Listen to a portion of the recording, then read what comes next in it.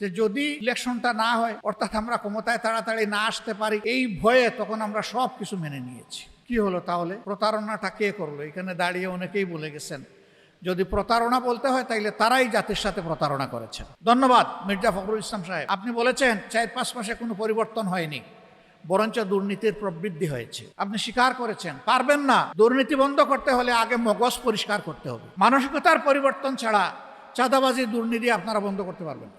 আরেকজন প্রতিমন্ত্রী বলেছেন এই দেশে কখনো চাঁদাবাজি বন্ধ করা সম্ভব নয়। আরে ভাই, নিজেই চাঁদাবাজি করলে বন্ধটা করবে কে? কালকে দেখলাম এক সংসদ সদস্য বলেছেন তোমরা তো এই খেয়েছো, ওই খেয়েছো, তাদের দুইটা অঙ্গ সংগঠনকে, শেষ পর্যন্ত তোমরা বিএনপিটাকেই খেয়ে দিবা। তারা তো সেদিকেই আগাচ্ছে। যে কাজটা আমার সন্তান করলে বীরত্ব, এই কাজটা আমার প্রতিপক্ষের সন্তান করলেও বীরত্ব, এটা স্বীকার করতে হবে। আর প্রতিপক্ষের সন্তান যে কাজ করলে সন্ত্রাসী, আমারটা করলে সেও সন্ত্রাসী। এই ফেসিবাদী শাসনের জড় কেটে দেওয়ার জন্যেই অন্তর্বর্তীকালীন সরকার জাতীয় ঐক্যমত্য কমিশন গঠন করেছিল। 60টি মাস ধারাবাহিকভাবে 31টি দল সেখানে আলোচনায় অংশ নিয়েছে। আজকে সংসদে যে সমস্ত দলের প্রতিনিধিত্ব আছে, যারা সরকার গঠন করেছেন এবং যারা বিরোধী দলে বসেছেন, তারা সকলেই সেই আলোচনার অংশ ছিলেন। দীর্ঘ আলোচনার পর সবাই একমত হলেন যে এই দেশকে যদি ফেসিবাদের কবল থেকে মুক্ত করতে হয় তাহলে বড় ধরনের সংস্কার প্রয়োজন হবে। আর এই সংস্কারের জন্য জাতীয় সংসদ নির্বাচনের পাশাপাশি একটা গণভোট অনুষ্ঠানের প্রয়োজন হবে। যে সমস্ত বিষয়ে সংস্কার হবে আমরা একমত হয়েছি, সেই বিষয়গুলো বৈধতা দেওয়ার জন্যেই প্রয়োজন গণভোটের। এই গণভোটের কথাটা এটা সত্য যে বর্তমান সরকারি দলের একজন নেতাই প্রথম দাবি করেছিলেন। এটাও সত্য যে এটা আমরা সবাই এগ্রি করেছিলাম। গণভোটে হা বলার জন্য আমরা একটু বেশি বলেছি, কিন্তু বর্তমান প্রধানমন্ত্রীও বলেছেন। রংপুরের জনসভায় সেখানে গিয়ে আবেগ আপ্লুত হয়ে আবু সাইদকে সম্মানিত করতে গিয়ে তিনি বলেছিলেন যে গণভোটে আপনারা হা বলুন। আমরাও বললাম, তারাও বললেন, একমত হলাম গণভোটের রায় যদি হায়ের পক্ষে বিজয়ী হয় তাহলে যে দলই সরকার গঠন করবে বা জোট সরকার গঠন করবে তারা গণভোটের রায় বাস্তবায়নে বাধ্য থাকবে। কিন্তু না, যে ইলেকশন হলো ওনারা দেখলেন যে কোনো কায়দায় হোক ওনারা মোর দেন 2/3 পেয়ে গেছেন। এখন ওনারা ভুলে গেলেন জনগণকে যে তারা ওয়াদা দিয়েছেন। আমরা সংসদ আহ্বানের পাশাপাশি সংস্কার পরিষদেরও সভা আহ্বানের দাবি জানালাম। আমাদের দাবিকে তারা গ্রাহ্য করলেন না। পরে আমরা নোটিশ দিয়ে সংসদে আলোচনা করলাম। তারা জবাব দিলেন, দিতে গিয়ে বললেন এইটা বাংলাদেশের সংবিধানে নাই এবং এটি হচ্ছে একটা অন্তহীন প্রতারণার দলিল। আমরা সংসদে জানতে চাইলাম এই অন্তহীন প্রতারণাটা কে করলো, কি করলো, এটার কোনো জবাব পেলাম না। কিন্তু বেশি দিন সত্য চাপা পড়ে থাকে না। সেই সংসদে দাঁড়িয়ে একই ব্যক্তি আবার বললেন যে যদি ইলেকশনটা না হয়, অর্থাৎ আমরা ক্ষমতায় তাড়াতাড়ি না আসতে পারি, এই ভয়ে তখন আমরা সব কিছু মেনে নিয়েছি। কি হলো তাহলে? প্রতারণাটা কে করলো? এখানে দাঁড়িয়ে অনেকেই বলে গেছেন যদি প্রতারণা বলতে হয় তাইলে তারাই জাতির সাথে প্রতারণা করেছেন।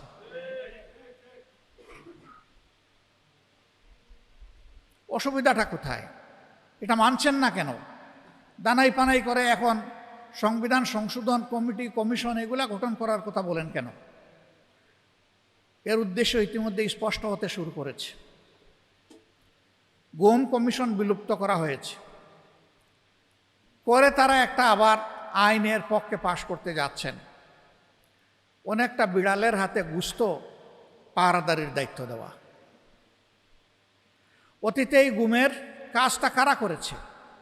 নিঃসন্দেহে দেশের বিভিন্ন বাহিনী এবং এজেন্সির লোকেরা করেছে। এ ব্যাপারে কারো কোনো সন্দেহ নেই। এখন এইটার তদন্ত করবে পুলিশ। বুঝলেন এবার বিষয়টা? মানে গুম হয়ে যাওয়ার পরে আর তার কোনো হদিস খুঁজে পাওয়া যাবে না। এই পুলিশ গত ফ্যাসিস্ট আমলে কী করেছে আমরা সবাই বুঝি। এমনকি তদন্ত করতে গিয়ে একটা ছেলেকে পিটিয়ে পিটিয়ে শীতলক্ষ্যার একটা কাহিনী বানিয়েছিল। এক মেয়ে অপহরণের পরে তাকে ধর্ষণ করা হয়েছে, তাকে খুন করা হয়েছে, শীতলক্ষ্যাতে তার পেটে পাথর বেঁধে বস্তা বেঁধে তাকে ফেলে দেওয়া হয়েছে।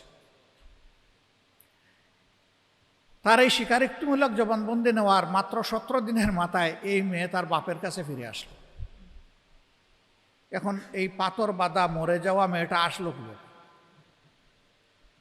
মানে ওই যে তখন একটা কথা ছিল যে আমরা যা বলবো তাই সত্য, সুতরাং মিথ্যাকে কিভাবে সত্য বানাতে হয় আমরা এটা জানি। নিশ্চয়ই তার উপরে এমন অত্যাচার করা হয়েছে যে সে তার ভাইকে বাপ ডাকতে বাধ্য হয়েছে। এইভাবেই পুলিশের তদন্ত হয়ে থাকে। সেই তদন্তে গুমের মতো মহাপাপ সেটা পুলিশ তদন্ত করবে, আর উনারা সুন্দর সুন্দর আইন বানানোর গল্প আমাদেরকে শোনাচ্ছে। আমাদেরকে সংসদে তারা প্রস্তাব দিয়েছেন, আসেন আমরা উভয়ে মিলে একটা সংবিধান সংশোধন কমিটি করি, আমরা ভালো ভালো আইন রচনা করব। আমরা বলেছি গণভোট সংবিধান সংশোধনের জন্য হয়নি, সংস্কারের জন্য হয়েছে। আমাদের দাবি সংবিধান সংশোধন নয়, সংস্কার। লোকেরা মাঝে মাঝে জিজ্ঞেস করে, বা এটা বুঝি না, সংবিধান সংস্কার আর সংশোধনের মাঝে তফাৎটা কি? তফাৎ পরিষ্কার। সংবিধান সংশোধন করবে সংসদ, এটাতে কোনো গণভোটের প্রশ্ন নাই। এই যে সংবিধান সংশোধন করবে, এই আইন টিকতেও পারে, নাও টিকতে পারে। বাংলাদেশে এই রকম 5টা সংশোধনী বাতিল হয়ে গেছে কোর্টে গিয়ে।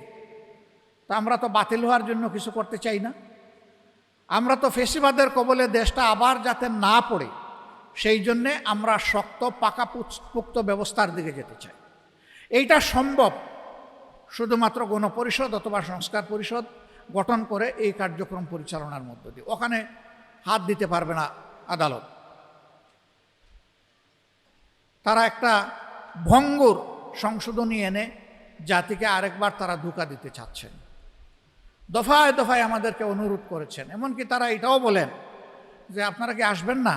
বলে ভাই এটা তো কতবারই জানিয়ে দিয়েছি, আমাদের আসার কোনো প্রশ্নই ওঠে না। বলে আমরা আপনাদের কাছ থেকে মতামত চাইব। আচ্ছা বলেন, আমরা কমিটিতে গেলাম না, এখন আমরা মতামত দিব সেখানে? কি আজগুবি ব্যাপার। আমাদের জন্য ওনাদের এত আকর্ষণ কেন? আকর্ষণটা জাতির জন্য করেন। যেই জাতির 70% মানুষ ভোট দিয়ে বলেছে আমাদেরকে সংস্কার করে দেন, সংস্কারকে অগ্রাহ্য করে ধানাই পানাই করে এখন আরেকটা নিয়ে আসছেন আপনারা। আমরা এখান থেকে এক চুলো নড়ব না ইনশাআল্লাহ। আমরা জনগণের রায়ের প্রতি শ্রদ্ধাশীল। এই বাংলাদেশে পূর্ব পাকিস্তানে যখন এই জনগণের রায়কে উপেক্ষা অগ্রাহ্য অপমান করা হয়েছে, যারা করেছে তাদেরকে চরম মূল্য দিতে হয়েছে। শেখ হাসিনা করেছে 14 নির্বাচন, 18 নির্বাচন, 24 নির্বাচন, সেইটার মাসুল তাকে গুনতে হয়েছে। ওনারাও এখন অ্যাবসলিউট পাওয়ার গ্রাবিংয়ের দিকে যাচ্ছেন। সব ক্ষমতা ওনাদের হাতে নেবেন। অ্যাবসলিউট পাওয়ার means absolute corruption door open করে আমরা দেখতে পাচ্ছি পরিষ্কার। ধন্যবাদ মির্জা ফখরুল ইসলাম সাহেব, আপনি বলেছেন 4-5 মাসে কোনো পরিবর্তন হয়নি, বরঞ্চ দুর্নীতির প্রবৃদ্ধি হয়েছে। আপনি স্বীকার করেছেন। পারবেন না। দুর্নীতি বন্ধ করতে হলে আগে মগজ পরিষ্কার করতে হবে। মানসিকতার পরিবর্তন ছাড়া চাঁদাবাজি দুর্নীতি আপনারা বন্ধ করতে পারবেন না। আরেকজন প্রতিমন্ত্রী বলেছেন এই দেশে কখনো চাঁদাবাজি বন্ধ করা সম্ভব নয়। আরে ভাই, নিজেই চাঁদাবাজি করলে বন্ধটা করবে কে? সরসায় বুথ থাকলে বুথ তাড়াবে কে? এত বুথ বিতাড়িত হবে না। কালকে দেখলাম এক সংসদ সদস্য বলেছেন তোমরা তো এই খেয়েছো ওই খেয়েছো তাদের 2টা অঙ্গ সংগঠনকে, শেষ পর্যন্ত তোমরা বিএনপিটাকেই খেয়ে দিবা। তারা তো সেদিকেই আগাচ্ছে। যে কাজটা আমার সন্তান করলে বীরত্ব, এই কাজটা আমার প্রতিপক্ষের সন্তান করলেও বীরত্ব, এটা স্বীকার করতে হবে। আর প্রতিপক্ষের সন্তান যে কাজ করলে সন্ত্রাসী, আমারটা করলে সেও সন্ত্রাসী। ফ্যাসিবাদ কোনো দলের নাম নয়, এটা রোগের উপসর্গ। এটা যেখানেই পাওয়া যাবে, দল যেটাই হোক, সে ফ্যাসিবাদী। আমাদের সরকার ফ্যাসিবাদের পথে হাঁটবে এটা আমরা কল্পনাও করি না, কারণ তারাও তো 15.5 বছর মজলুম ছিলেন।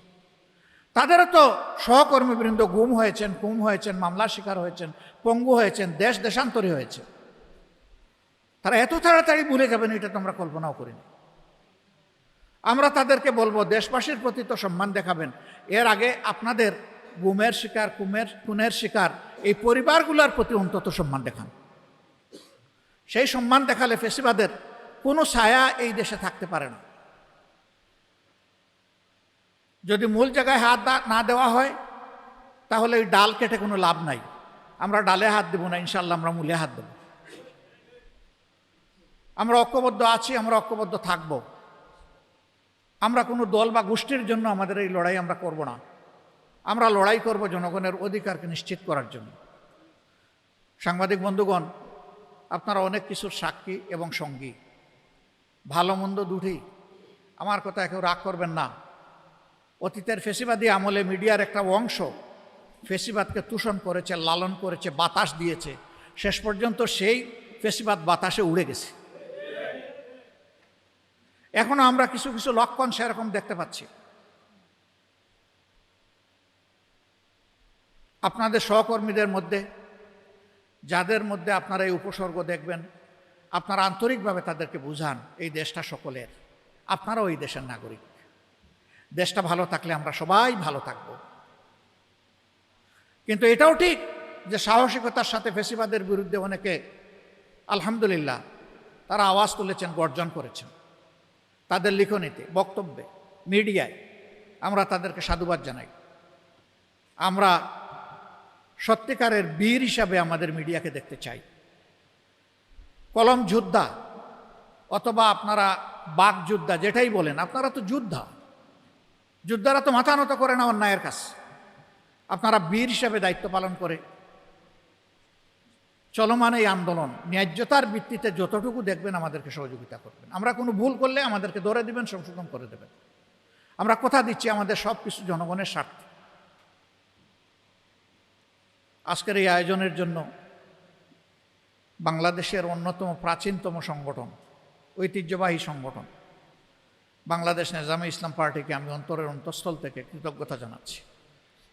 সম্মানিত অতিথিবৃন্দ যারা, আমরা তাদের আহ্বানে এখানে আসতে পেরেছি, আমরা কৃতজ্ঞতা আদায় করার পাশাপাশি বাকি অতিথিবৃন্দকে আমি ধন্যবাদ জানাচ্ছি।